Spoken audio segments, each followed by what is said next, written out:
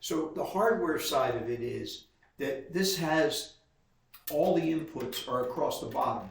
And that just happens to be this particular brand. Some have all the inputs on the top. But the commonality between all PLCs is that inputs are always called X's and outputs are always Y. And you can see the X and Y here being shown, okay? So the inputs and outputs are in blocks of 4 or 8 or 16. And the reason is they're all tied to the bit structure of a microprocessor, 8-bit, 16-bit, so forth. So that's why you have this commonality. And not too long ago, the inputs and outputs didn't cross the bit boundaries, meaning that you'd have inputs numbered 0 to 7, but there would be no 8 or 9 or 10. The next would be the second set would be 10 through 17.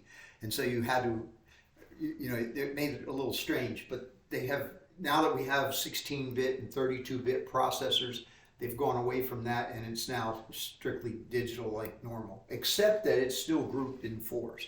And the reason for that is that it can actually be addressed that way within the code. So the inputs and outputs in all PLCs can be of different types. Now, this PLC is all 24 volt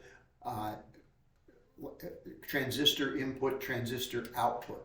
Meaning now I can get relay outputs, I can get AC inputs. This one's 24 volt DC in and out. 24 volt DC is the industrial standard for low voltage controls.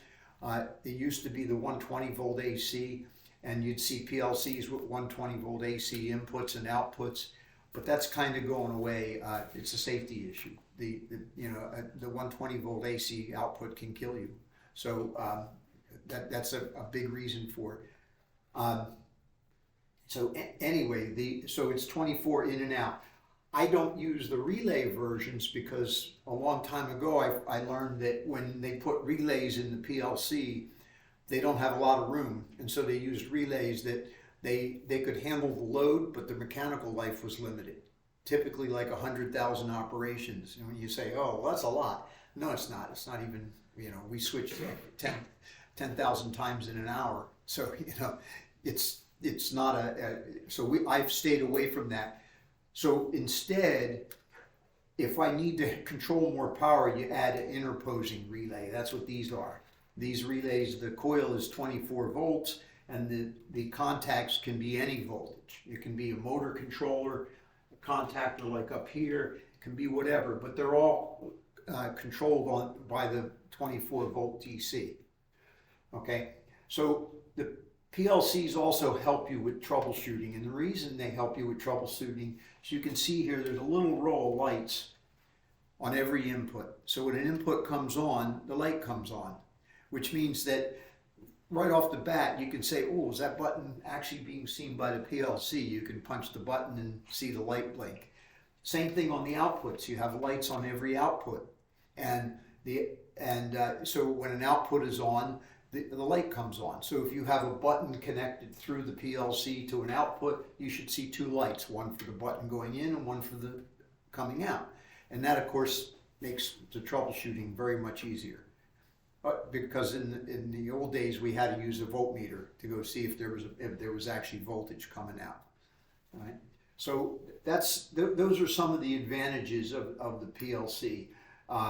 And they've gotten down to the point where they're inexpensive enough that you almost can't build any kind of mechanism cheaper than you can with some small PLC. And the reason for that is a lot of things don't work exactly at the right time and stuff. And so it's real common in automation of any kind to put timers in things. Even like, if you're controlling a door, you might need a timer to say that, that you have to hold the latch open for 4 seconds so somebody can get through the door before it relocks. And every time you add a timer, in the old days, you had to add a time module. So you had to leave room in your control panel for the timers. And the timers, they were quite expensive. So all it took was a couple of timers and your cost was through the roof. And the engineering time to do that kind of stuff was very high. You know, you had to have a skilled electrical designer to, you know, to put a timer in and figure out how to make that timer work. And so the PLCs, timing is just a function of the microprocessor. You know, you just count clock cycles on the microprocessor and you've got yourself a timer. So there's timers and counters that are also part of the system. And so between timers and counters, you've got a huge advantage that we, you know, before we had to put a counter in, it was like a mechanical counter and it counted up. And if you wanted one that counted down, that was a whole different model. And now we have counters that count up and count down, and, you know, we can do what they call quadrature counting, which is giving us position. So all of that is built into the PLC.